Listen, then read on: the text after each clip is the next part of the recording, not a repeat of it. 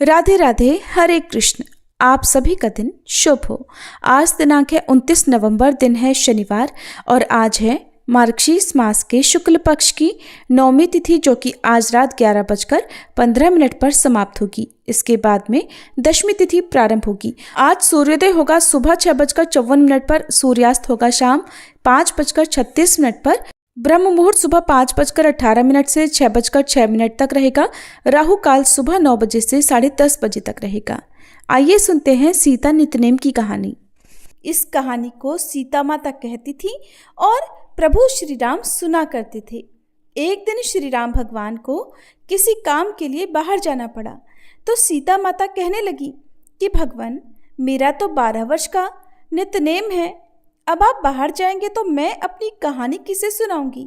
तब श्री राम ने कहा कि सीते, आप कुएं की पाल पर जाकर बैठ जाना और वहां पर जो भी औरतें पानी भरने आएंगी उन्हें अपनी कहानी सुना दिया करना।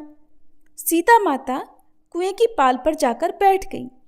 तभी एक स्त्री आई। उसने रेशम की जरी की साड़ी पहन रखी थी और सोने का घड़ा ले रखा था। सीता माता उसे देखकर कहने लगी, बहन, मेरा 12 वर्ष का नितनेम सुन लो। पर वह स्त्री बोली कि मैं तुम्हारा नितनेम सुनूंगी तो मुझे तो घर जाने में देर हो जाएगी और मेरी सास मुझसे झगड़ा करेगी। इसलिए उसने कहानी नहीं सुनी और अपने घर चली गई। लेकिन उसके घर जाते ही उसकी रेशम जरी की साड़ी फट गई। सोने का घड़ा मिट्टी के घड़े में बदल गया।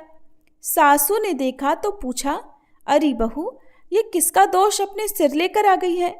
बहू बोली, माँ जी, कुएं पर एक औरत बैठी थी। उसने अपनी कहानी सुनने के लिए कहा, लेकिन मैंने नहीं सुनी। शायद उसी का ये फल मुझे मिला है। बहू की बात सुनकर अगले दिन वही साड़ी और वही घड़ा लेकर सास कुएं की पाल पर गई।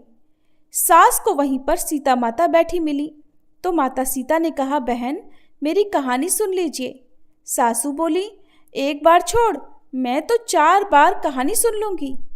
तब सीता माता बोली, राम आए लक्ष्मण आए, देश के पुजारी आए, नित नेम का नेम लाए, आओ राम बैठो राम, तपी रसोई जीमो राम, माखन मिश्री खाओ राम, दूध पताशा पियो राम, सूत के पल का मोठो राम, शाल दुशाला पोठो राम, शाल दुशाला ओढ़ो राम, जब बोलूं राम ही राम, राम सवारे सबके काम, खाली घर भंडार भरेंगे, सबका बेड़ा पार करेंगे। श्री राम जय जय राम।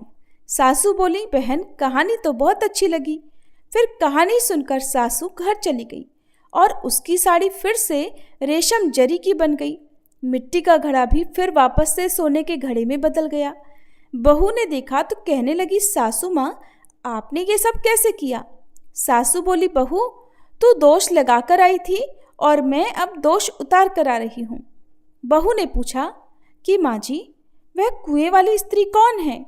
सासू ने बताया कि वह तो सीता माता थी। वो पुराने से नया कर देती हैं, खाली घर में भंडार भर देती हैं। वह लक्ष्मी जी का वास घर में कर देती हैं और मनुष्य की जो भी इच्छा हो उसे पूर्ण कर देती हैं। बहू बोली, माँ जी, फिर तो ऐसी कहानी मुझे भी सुना दो। सास बोली कि ठीक है, तुम भी सुनो। फिर सास ने कहानी शुरू की। राम आए लक्ष्मण आए, देश के पुजारी आए, नित नेम का नेम लाए, आओ राम बैठो राम, तपी रसोई जीमो राम, माखन मिश्री खाओ राम, दूध बताशा पियो राम, सूत के पल का मोठो राम, शाल दुशाला पोठो राम, शाल दुशाला ओढ़ो राम, जब बोलूं राम ही राम, राम सवारे सबके काम, खाली घर भंडार भरेंगे, सबका बेड़ा पार करेंगे, बोलो श्री राम जय जय राम। कहानी सुनकर बहू बोली, माँ जी, कहानी तो बहुत अच्छी है। सासू ने कहा, ठीक है, अब से हम इस कहानी को रोज किया करेंगे। अब सास बहू रोज सवेरे उठती, नहाती धोती और पूजा करने के बाद नितनेम की सीता माता की कहानी कहती। एक दिन की बात है, उनके यहाँ पड़ोस की एक औरत आई और बोली कि बहन, जरा सी आँच तो देना। तो बहू बोली कि आँच तो अभी हमने जलाई ही नहीं। पड़ोसन बोली, तो फिर तुम सुबह 4 बजे से उठकर क्या कर रही हो? तो उन्होंने कहा कि हम तो सुबह सुबह उठकर पूजा करते हैं, फिर सीता माता की नित्यनेम की कहानी कहते हैं। पड़ोसन ने उनकी बात सुनकर फिर कहा कि सीता माता की कहानी कहने से तुम्हें क्या मिला? तब वे दोनों बोली कि सीता माता की कहानी कहने से घर में भंडार भर जाते हैं, सारे काम पूर्ण हो जाते हैं, मन की इच्छा भी पूरी होती है। पड़ोसन ने कहा, बहन अगर ऐसा है तब तो फिर मुझे भी कहानी सुना दो। तब बहू बोली कि ठीक है, तुम भी ये कहानी सुन लो। राम आए लक्ष्मण आए, देश के पुजारी आए, नित नेम का नेम लाए। आओ राम बैठो राम, तपी रसोई जीमो राम, माखन मिश्री खाओ राम, दूध बताशा पियो राम, सूत के पल का मोठो राम, शाल दुशाला पोठो राम, शाल दुशाला ओढ़ो राम। जब बोलू राम ही राम, राम सवारे सबके काम, खाली घर भंडार भरेंगे, सबका बेड़ा पार करेंगे, श्री राम जय जय राम। पड़ोसन ने इस कहानी को सुना तो कहने लगी, बहन कहानी तो बहुत अच्छी लगी। अब वह पड़ोसन भी नित्यनेम सीता माता की कहानी कहने लगी। कहानी कहने से सीता माता ने पड़ोसन के भी धन के भंडार भर दिए। देखते ही देखते अब तो पूरे मोहल्ले में नित्यनेम की कथा चल पड़ी और हर किसी की मनोकामना पूर्ण होने लगी। हे सीता माता, जैसे आपने उन सभी के भंडार भरे, वैसे ही हमारे भी भरना। कहानी कहने वाले, सुनने वाले और हुंकार भरने वाले सबके भरना। सभी प्रेम से बोलिए, सीता मैया की जय। माँ अन्नपूर्णा व्रत की कथा के अनुसार प्राचीन समय की बात है। काशी निवासी धनंजय की पत्नी का नाम सुलक्षणा था। उसे अन्य सभी सुख प्राप्त थे, केवल निर्धनता ही उनके दुख का एकमात्र कारण थी और यही दुख उसे हर समय सताता था। एक दिन सुलक्षणा अपने पति से बोली, स्वामी आप कुछ उद्यम करो तो काम चले, इस प्रकार कब तक काम चलेगा?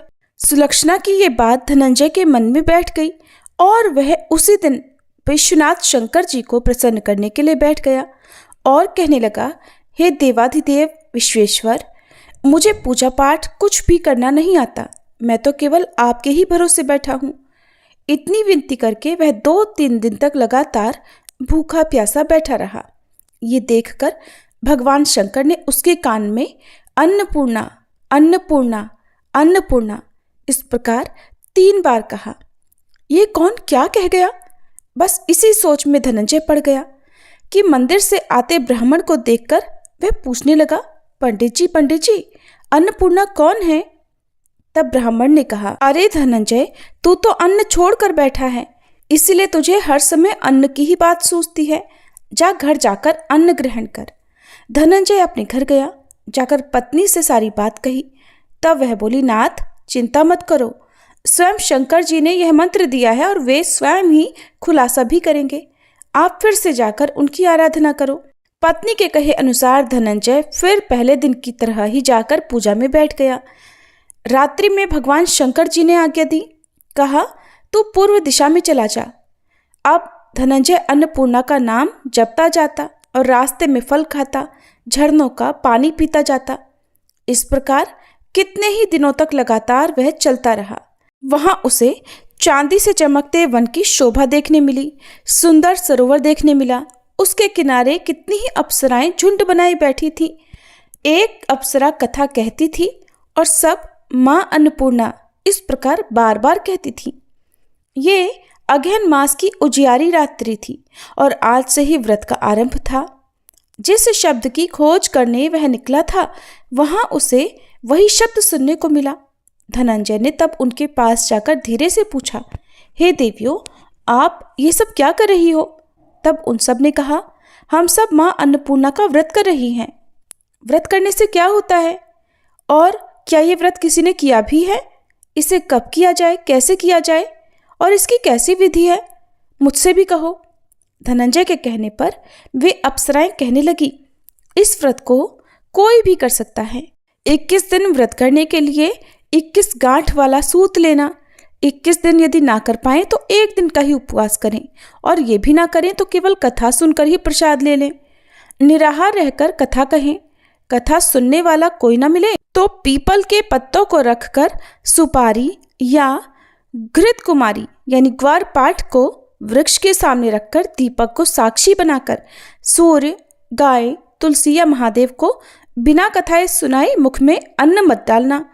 यदि भूल से कुछ पड़ जाए तो 1 दिवस फिर उपवास करें। व्रत के दिन क्रोध ना करें और झूठ ना बोलें। अप्सराओं के द्वारा विधि बताने पर धनंजय बोला, फिर बताइए इस व्रत के करने से क्या होगा? तब वे कहने लगी, इसके करने से अंधे को नेत्र मिल जाता है, लूलों को हाथ मिल जाता है, निर्धन के घर धन के भंडार भर जाते हैं, बांझन को संतान मिलती है, मूर्ख को विद्या मिलती है, और जो जिस कामना से व्रत को करता है माँ उसकी वह हर कामना पूर्ण करती हैं।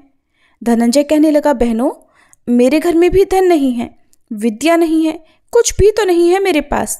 मैं तो दुखिया ब्राह्मण हूँ, मुझे इस व्रत का सूत दोगी क्या? हाँ भाई, तेरा कल्याण हो, हम तुझे सूत देंगी, ले इस व्रत का मंगल सूत ले ले। तब धनंजय ने उन अप्सराओं से सूत लेकर व्रत को किया। व्रत पूरा हुआ। तभी सरोवर में से 21 खंड की स्वर्ण सीढ़ी हीरा मोती जड़ी हुई प्रकट हुई। धनंजय जय अन्नपूर्णा कहता जाता था। इस प्रकार जाने कितनी ही सीढ़ियां वह उतरता गया। तब अंदर जाकर उसने क्या देखा कि करोड़ों सूर्यों से प्रकाशमान मां अन्नपूर्णा का मंदिर है। उसके सामने स्वर्ण सिंहासन पर मां अन्नपूर्णा विराजमान है। सामने भिक्षा हेतु शंकर भगवान खड़े हैं। देवांगनाएं चवर डुला रही हैं। कितने ही हथियार बांधे पहरा दे रही हैं। धनंजय दौड़कर मां जगदम्बा के चरणों में गिर पड़ा। देवी उसके मन का दुख जान गई। धनंजय हाथ जोड़कर कहने लगा, माता, आप तो अंतर्यामिनी हैं, आपको मैं अपनी दशा भला क्या बताऊं, आप तो सब कुछ जानती हैं। तब माता बोली, तुमने मेरा व्रत किया है, जा संसार तुम्हारा सत्कार करेगा। माता ने धनंजय की जिह्वा पर बीज मंत्र लिख दिया। अब तो उसके रोम रोम में विद्या प्रकट हो गई। इतने में क्या देखता है कि वह काशी विश्वनाथ के मंदिर में खड़ा है। माँ का वरदान लेकर धनंजय घर आया। अपनी पत्नी सुलक्षणा से सारी बात कही। माता जी की कृपा से उसके घर में धन संपत्ति उमड़ने लगी। छोटा सा घर बहुत बड़ा गिना जाने लगा। जैसे शहद के छत्ते में मक्खियां जमा हो जाती हैं, उसी प्रकार अनेक सगे संबंधी आकर उसकी पढ़ाई करने लगे। कहने लगे, इतना धन और इतना बड़ा घर, सुंदर संतान नहीं है तो फिर इस कमाई को कौन भोगेगा? सुलक्षणा से तो कोई संतान हुई नहीं, इसलिए तुम दूसरा विवाह कर लो। अनिच्छा होते हुए भी धनंजय को दूसरा विवाह करना पड़ा और सती सुलक्षणा को सौतन का दुख झेलना पड़ा। इस प्रकार धीरे धीरे दिन बीतते गए। फिर अगहन मास आया। नए बंधन से बंधे पति से सुलक्षणा ने कहलवाया कि इस व्रत के प्रभाव से ही हम सुखी हुए हैं, इस कारण यह व्रत छोड़ना नहीं चाहिए। ये माता जी का प्रताप है जो हम इतने संपन्न और सुखी हुए हैं। सुलक्षणा की बात सुनकर धनंजय उसके यहाँ आया और व्रत में बैठ गया। नई बहू को इस व्रत के बारे में कुछ भी पता नहीं थी। वो तो धनंजय के वापस घर लौटने की राह देख रही थी। दिन बीतते गए और व्रत पूर्ण होने में केवल 3 दिन बाकी थे कि तभी नई बहू को खबर मिल गई। उसके मन में ईर्ष्या की ज्वाला दहक रही थी। वह सुलक्षणा के घर आ धमकी और उसने वहां भगदड़ मचा दी और वह मारे क्रोध के धनंजय को अपने साथ लिवा ले गई।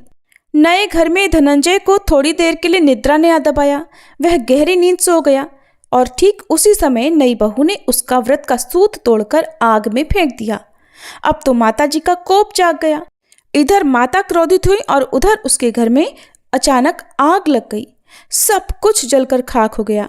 सुलक्षणा जान गई और पति को फिर अपने घर ले आई। नई बहू रूठ कर अपने पिता के घर जा बैठी। पति को परमेश्वर मानने वाली सुलक्षणा बोली, नाथ, घबराना नहीं, माता जी की कृपा अलौकिक है। पुत्र कुपुत्र हो जाता है पर माता कभी कुमाता नहीं होती। इसलिए आप श्रद्धा और भक्ति से आराधना शुरू करो, वे हमारा कल्याण जरूर करेंगी। धनंजय फिर माता के पीछे पड़ गया। फिर वही सरोवर सीढ़ी प्रकट हुई और उसमें वह मां अन्नपूर्णा कहकर उतर गया। वहां जाकर माता के चरणों में करुण क्रंदन करने लगा, विलाप करने लगा। माता प्रसन्न होकर बोली, ये मेरी स्वर्ण की मूर्ति ले, उसकी पूजा करना तो फिर सुखी हो जाएगा। जा, तुझे मेरा आशीर्वाद है। तेरी पत्नी सुलक्षणा ने श्रद्धा से मेरा व्रत किया है, उसे मैंने पुत्र का वरदान दिया है। धनंजय ने आंखें खोली तो खुद को काशी विश्वनाथ के मंदिर में खड़ा पाया। वहां से फिर उसी प्रकार वह घर को आया। इधर सुलक्षणा गर्भवती हुई और 9 महीने पूरे होते ही उसके यहाँ पुत्र का जन्म हुआ। गांव में आश्चर्य की लहर दौड़ पड़ी। अब तो गांव में जिसकी कोई भी कामना होती वही मनौती मांगने लगता और इस तरह सभी लोगों की मनोकामनाएं पूर्ण होने लगी। इस तरह उसी गांव के निसंतान सेठ के पुत्र होने पर उसने माता अन्नपूर्णा का मंदिर बनवा दिया। उसमें माता जी धूमधाम से पधारी, यज्ञ हुआ और धनंजय को मंदिर के आचार्य का पद दे दिया गया। जीविका के लिए मंदिर की दक्षिणा और रहने के लिए बड़ा सुंदर सा भवन भी दिया गया। धनंजय पत्नी और पुत्र सहित वहां सुख से रहने लगा। माता जी के चढ़ावे में भरपूर आमदनी होने लगी। उधर नई बहू के पिता के घर डाका पड़ गया, सब कुछ लुट गया और वे भीख मांगकर अपना पेट भरने लगे। सुलक्षणा ने जब यह सुना तो उन्हें बुलावा भेजा और उनके आने पर उन्हें अलग घर में रख लिया और उनके अन्न वस्त्र का प्रबंध भी कर दिया। धनंजय, सुलक्षणा और उसका पुत्र माता जी की कृपा से आनंद से रहने लगे। माता जी ने जैसे उनके भंडार भरे वैसे सबके भंडार भरे। सभी प्रेम से बोलिए, अन्नपूर्णा माता की जय। अब सुनिए मार्गशीर्ष मास महात्म्य के 24वें अध्याय में श्रीमद् भगवद गीता के आगे के अध्याय। श्री महादेव जी कहते हैं, पार्वती, दक्षिण दिशा में कोल्हापुर नाम का एक नगर है जो सब प्रकार के सुखों का आधार, सिद्ध महात्माओं का निवास स्थान तथा सिद्ध प्राप्ति का क्षेत्र है। वह पराशक्ति भगवती लक्ष्मी का प्रधान पीठ है। सभी देवता उसका सेवन करते हैं। वह पुराण प्रसिद्ध तीर्थ भोग और मोक्ष प्रदान करने वाला है। वहाँ करोड़ों तीर्थ और शिवलिंग हैं। रुद्र गया भी वहीं पर है। वह विशाल नगर लोगों में बहुत विख्यात है। एक दिन कोई युवक पुरुष उस नगर में आया।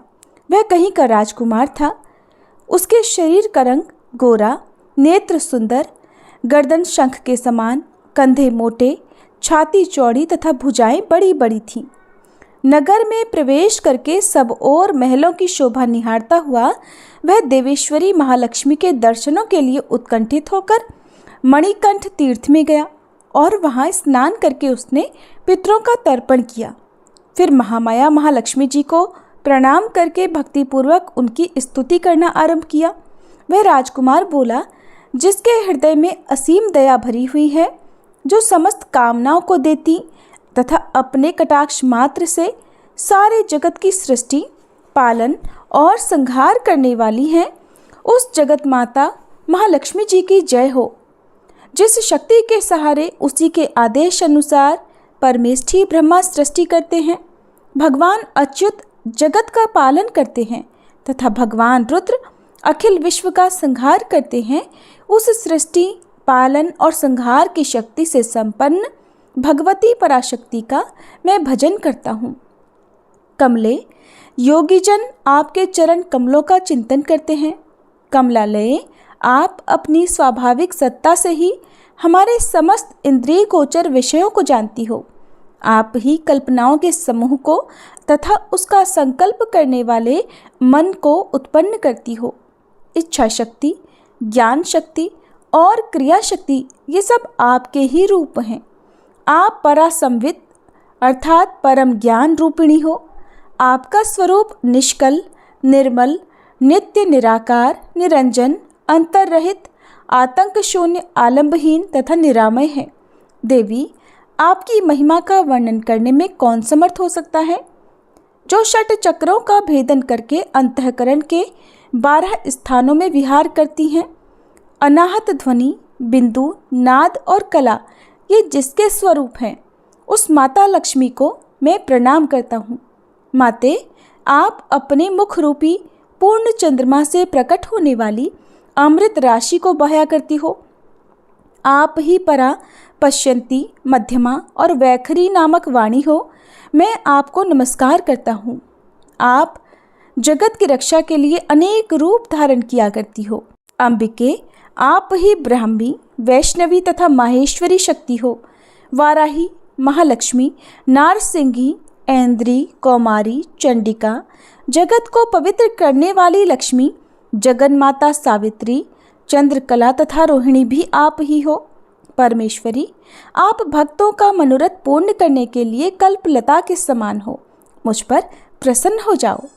उसके इस प्रकार स्तुति करने पर भगवती महालक्ष्मी अपना साक्षात स्वरूप धारण करके बोली, राजकुमार, मैं तुमसे प्रसन्न हूँ, तुम कोई उत्तम वर मांगो।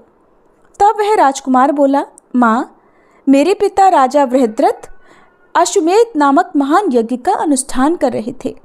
वे दैव योग से रोगग्रस्त होकर स्वर्गगामी हो गए हैं। इस बीच यूप में बंधे हुए मेरे यज्ञ संबंधी घोड़े को, जो समूची पृथ्वी की परिक्रमा करके लौटा था, किसी ने रात्रि में बंधन काटकर कहीं और पहुंचा दिया। उसकी खोज में मैंने कुछ लोगों को भेजा था, किंतु वे कहीं भी उसका पता ना पाकर जब खाली हाथ लौट आए हैं, तब मैं सब ऋत्विजों से आज्ञा लेकर आपकी शरण में आया हूँ। देवी, यदि आप मुझ पर प्रसन्न हो तो मेरे यज्ञ का घोड़ा मुझे मिल जाए, जिससे यज्ञ पूर्ण हो सके, तभी मैं अपने पिता महाराज का ऋण उतार सकूंगा। शरणागतों पर दया करने वाली जगत जननी लक्ष्मी, जिससे मेरा यज्ञ पूर्ण हो, वह उपाय कीजिए। तब भगवती लक्ष्मी ने कहा, राजकुमार, मेरे मंदिर के दरवाजे पर एक ब्राह्मण रहते हैं, जो लोगों में सिद्ध समाधि के नाम से विख्यात है। वे मेरी आज्ञा से तुम्हारा सब काम पूरा कर देंगे। महालक्ष्मी के इस प्रकार कहने पर राजकुमार उस स्थान पर आए जहाँ सिद्ध समाधि रहते थे। उनके चरणों में प्रणाम करके राजकुमार चुपचाप हाथ जोड़कर खड़े हो गए। तब ब्राह्मण ने कहा, तुम्हें माताजी ने यहाँ भेजा है? अच्छा देखो, अब मैं तुम्हारा सारा अभिष्ट कार्य सिद्ध करता हूँ। ऐसा कहकर मंत्रवेत्ता ब्राह्मण ने सब देवताओं को वहीं खींचा। राजकुमार ने देखा, उस समय सब देवता हाथ जोड़े थर थर कांपते हुए वहां उपस्थित हो गए। तब उन श्रेष्ठ ब्राह्मण ने समस्त देवताओं से कहा, देवगण, इस राजकुमार का अश्व जो यज्ञ के लिए निश्चित हो चुका था, रात में देवराज इंद्र ने चुराकर कहीं और पहुंचा दिया है, उसे शीघ्र लेकर आओ। तब देवताओं ने मुनि के कहने से यज्ञ का घोड़ा लाकर दे दिया। इसके बाद उन्होंने उन्हें जाने की आज्ञा दी। देवताओं का आकर्षण देखकर तथा खोए हुए अश्व को पाकर राजकुमार ने मुनि के चरणों में प्रणाम करके कहा, महर्षि, आपका ये सामर्थ्य तो बड़ा आश्चर्यजनक है। आप ही ऐसा कार्य कर सकते हैं, दूसरा कोई नहीं। ब्राह्मण, मेरी बात सुनिए, मेरी प्रार्थना सुनिए। मेरे पिता राजा बृहद्रथ अश्वमेध यज्ञ का अनुष्ठान आरंभ करके दैवयोग से मृत्यु को प्राप्त हो गए हैं। अभी तक उनका शरीर तपाए हुए तेल में सुखाकर मैंने रख छोड़ा है। साधु श्रेष्ठ, आप उन्हें पुनः जीवित कर दीजिए। ये सुनकर महामुनि ब्राह्मण ने थोड़ा मुस्कुराकर कहा, चलो, जहाँ यज्ञ मंडप में तुम्हारे पिता मौजूद हैं, चलते हैं। तब सिद्ध समाधि ने राजकुमार के साथ वहां जाकर जल अभिमंत्रित किया और उसे उस शव के मस्तक पर रखा। उसके रखते ही राजा सचेत होकर उठ बैठे। फिर उन्होंने ब्राह्मण को देखकर पूछा, धर्मस्वरूप आप कौन हैं? तब राजकुमार ने महाराज से पहले का सारा हाल कह सुनाया। राजा ने अपने को पुनः जीवन दान देने वाले ब्राह्मण को नमस्कार करके पूछा, ब्राह्मण, किस पुण्य से आपको ये अलौकिक शक्ति प्राप्त हुई है? उनके ऐसा कहने पर ब्राह्मण ने मधुर वाणी में कहा, राजन, मैं प्रतिदिन आलस्य रहित होकर गीता के 12वें अध्याय का जप करता हूँ। उसी से मुझे ये शक्ति मिली है जिससे तुम्हें जीवन प्राप्त हुआ है। ये सुनकर ब्राह्मणों सहित राजा ने उन ब्रह्म ऋषि से गीता के 12वें अध्याय का अध्ययन किया। उसके महात्म्य से उन सब की सद्गति हो गई। दूसरे दूसरे जीव भी उसके पाठ से परम मोक्ष को प्राप्त हो चुके हैं। श्री महादेव जी कहते हैं, पार्वती, अब 13वें अध्याय की अगाध महिमा का वर्णन भी सुनो। उसको सुनने से तुम बहुत प्रसन्न होगी। दक्षिण दिशा में तुंगभद्रा नामक बहुत बड़ी नदी है। उसके किनारे हरिहरपुर नामक रमणीय नगर बसा हुआ है। वहीं पर साक्षात भगवान हरिहर विराजमान हैं, जिनके दर्शन मात्र से परम कल्याण की प्राप्ति होती है। हरिहरपुर में हरिदीक्षित नामक एक क्षत्रिय ब्राह्मण रहा करते थे, जो तपस्या और स्वाध्याय में संलग्न तथा वेदों के पारगामी विद्वान थे। उनकी पत्नी थी, जिसे लोग दुराचारा कहकर पुकारते थे। अपने नाम के अनुसार ही उसके कर्म भी थे। वह सदा पति को कुवाच्य कहती थी। उसने कभी भी उनके साथ शयन नहीं किया। पति से संबंध रखने वाले जितने लोग घर पर आते उन सबको डांटती और स्वयं कामोन्मत्त होकर निरंतर व्यभिचारियों के साथ रमण किया करती थी। एक दिन नगर को इधर उधर आते जाते हुए पूर्ववासियों से भरा देखकर उसने निर्जन और दुर्गम वन में अपने लिए संकेत स्थान बना लिया। एक समय रात में किसी कामी को न पाकर वह घर के किवाड़ खोलकर नगर से बाहर संकेत स्थान पर चली गई।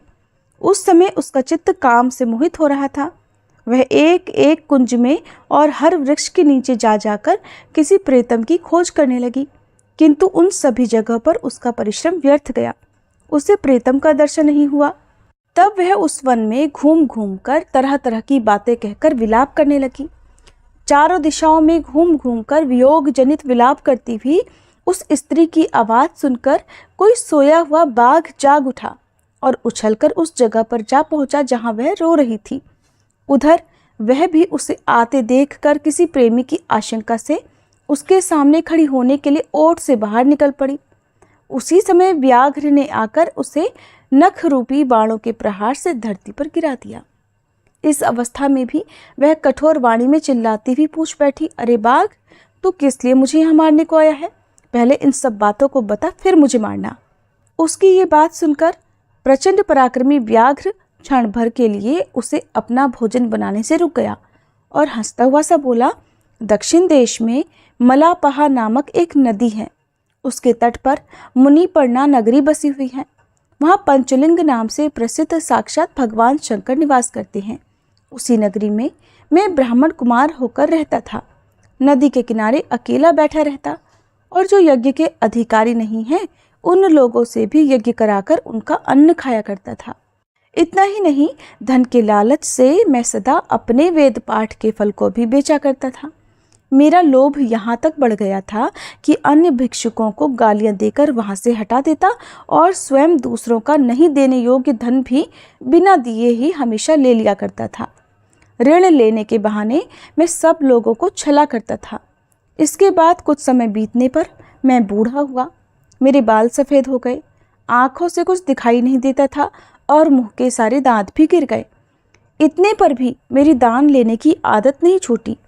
पर्व आने पर प्रतिग्रह के लोभ से मैं हाथ में कुश लिए तीर्थ के समीप चला जाया करता था।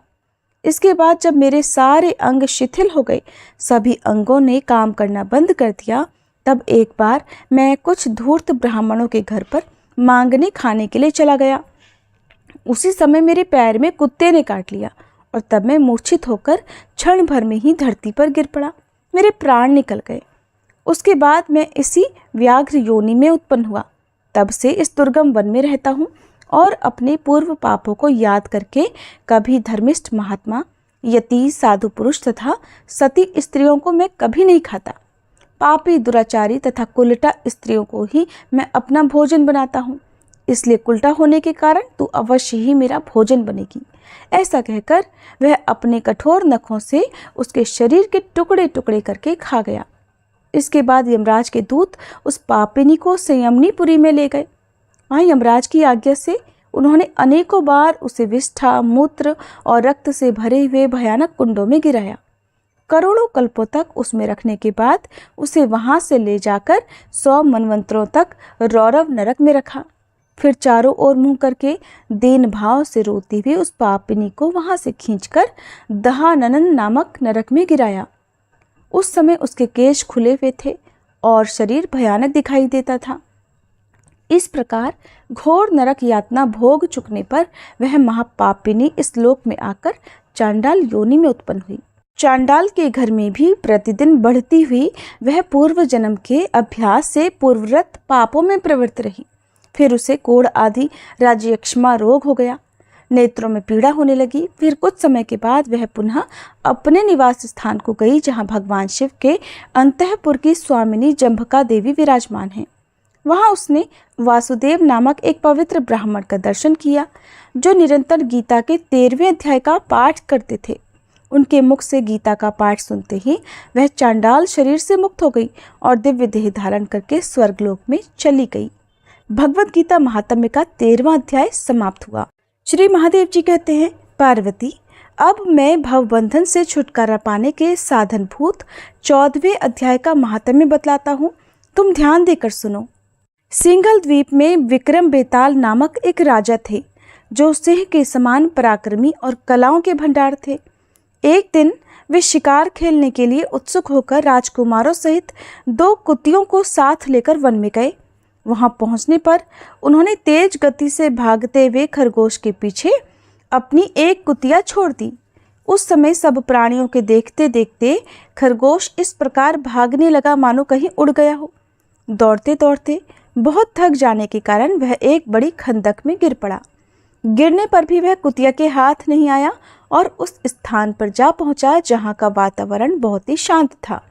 वहां हिरन निर्भय होकर सब और वृक्षों की छाया में बैठे रहते थे। बंदर भी अपने आप टूटकर गिरे हुए नारियल के फलों और पके हुए आमों से पूर्ण तृप्त रहते थे। वहां सिंह हाथी के बच्चों के साथ खेलते और सांप निडर होकर मोर की पंखों में घुस जाते थे। उसी जगह एक आश्रम के भीतर वत्स नामक एक मुनि रहा करते थे जो जितेंद्रिय और शांत भाव से निरंतर गीता के 14वें अध्याय का पाठ किया करते थे। आश्रम के पास ही वत्स मुनि के किसी शिष्य ने अपना पैर धोया था। उसके जल से वहां की मिट्टी गीली हो गई थी। खरगोश का जीवन कुछ बचा हुआ था। वह हांफता हुआ आकर उसी कीचड़ में गिर पड़ा। उसके स्पर्श मात्र से ही खरगोश संसार सागर के पार हो गया और दिव्य विमान पर बैठकर स्वर्गलोक को चला गया। फिर कुतिया भी उसका पीछा करती हुई वहीं आ गई। वहां उसके शरीर में भी कुछ कीचड़ के छींटे लग गए।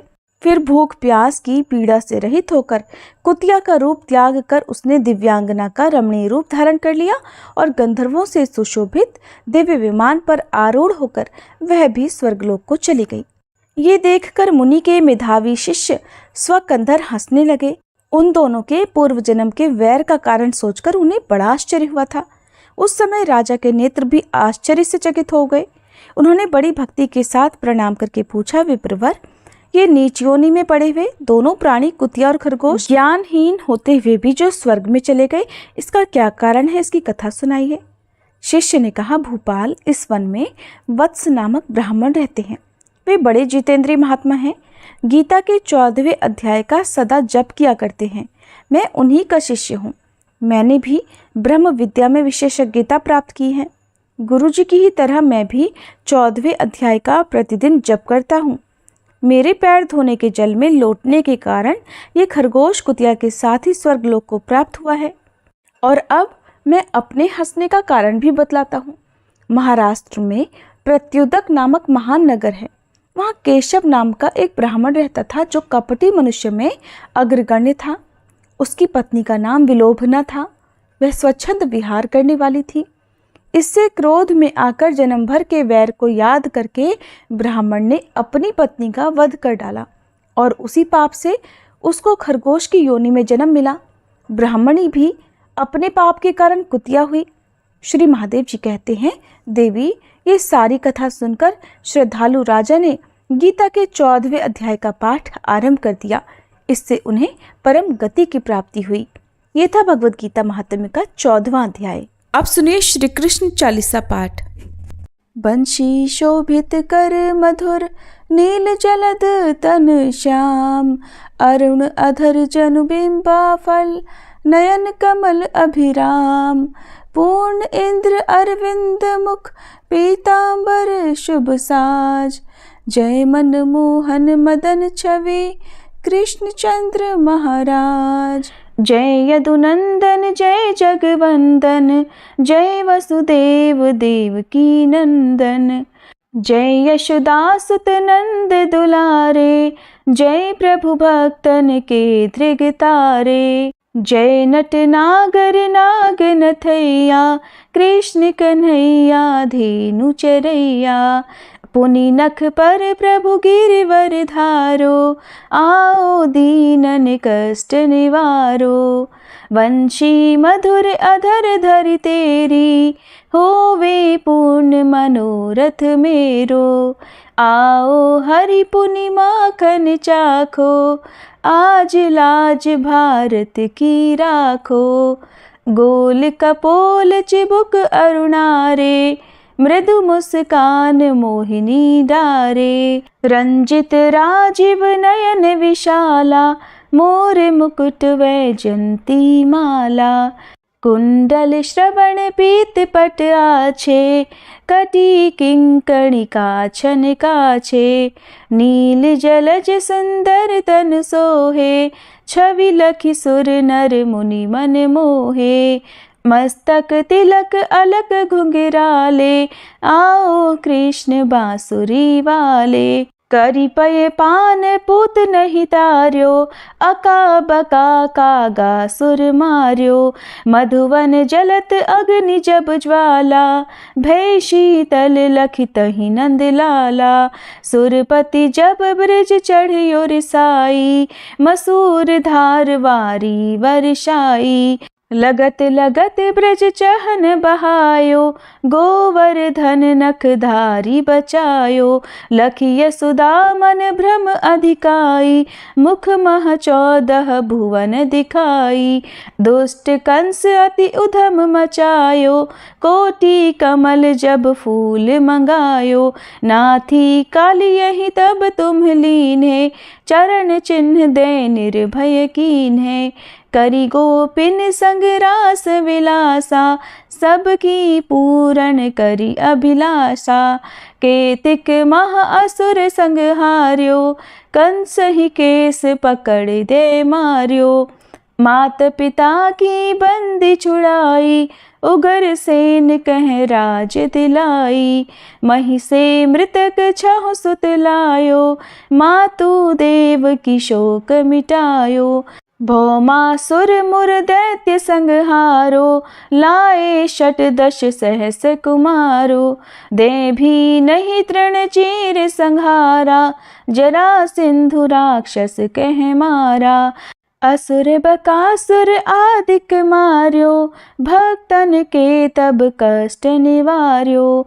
दीन सुदामा के दुख टार्यो, तंदुल 3 मूठ मुख डार्यो। प्रेम के साग विदुर घर मांगे, दुर्योधन के मेवा त्यागे। लखि प्रेम की महिमा भारी, ऐसे श्याम दीन हितकारी। भारत के पारथ रथ हाके, लिए चक्र कर नहीं बल ताके। निज गीता के ज्ञान सुनाए, भक्तन हृदय सुधा वर्षाए। मीरा थी ऐसी मत वाली, विष पी गई बजा कर ताली। राना भेजा सांप पिटारी, शालिग्राम बने बनवारी। निज माया तुम विधि ही दिखायो, उरते संशय सकल मिटायो। तब शत निंदा करी तत्काला, जीवन मुक्त भयो शिशुपाला। जब ही द्रौपदी टेर लगाई, दीनानाथ लाज अब जाई। तुरत ही वसन बने नंदलाला, बढ़े चीर भय अरि मुँह काला। असनाथ के नाथ कन्हैया, डूबत भंवर बचावत नैया। सुंदर दास आस उरधारी, दया दृष्टि की जय बनवारी। नाथ सकल मम कुमति निवारो, क्षमहु बेगी अपराध हमारो। खोलो पट अब दर्शन दीजे, बोलो कृष्ण कन्हैया की जय। बोलो कृष्ण कन्हैया की जय, बोलो कृष्ण कन्हैया की जय। ये 40 कृष्ण का पाठ करे उरधारी, अष्ट सिद्धि नवनिधि फल लहे पदार्थ चारी। बोलो श्री कृष्ण भगवान की जय।